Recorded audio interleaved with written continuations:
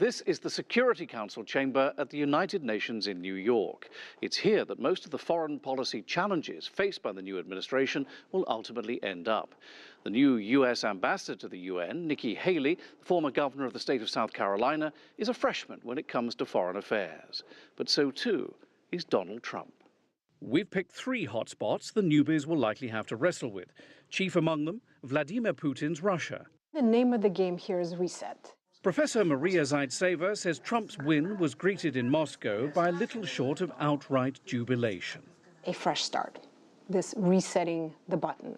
He's a loose cannon. It's very unpredictable, but at least it's going to be different from Obama, significantly different from Obama, at least in the short run. Ending the war in Syria is one area where closer ties might develop, with Russia seeking a change of heart in Washington over President Assad.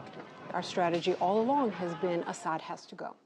There's no agreement, there's no negotiation if Assad is part of the agreement and part of the administration. Russia has made it very clear for years running now that Assad has to stay.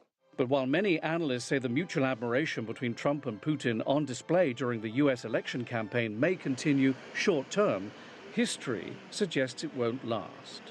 I think Trump really does believe, as previous presidents have, that what they define as our common interests with Russia are the same common interests that the Russians see.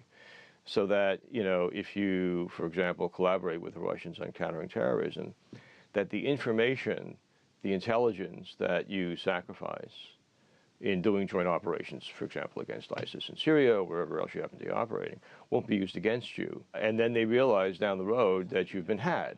In the Middle East, Trump's promising total support for Israel. In December, the U.S. abstained from a Security Council vote to condemn Israeli settlement building in the West Bank and East Jerusalem as a flagrant violation of international law, rather than veto it. The Israelis were outraged. Trump's promising things will be different at the UN when he's in the White House. However, Trump, the deal-maker, has hinted he'd like to intervene for peace between Israel and the Palestinians. Well, he has no idea what a deal looks like, and he has no idea what constraints he faces. This is the definition of an intractable conflict, okay? And there's absolutely no reason to think that Donald Trump will have any more success in doing this than any other president has. I think Brexit's going to end up being a great thing.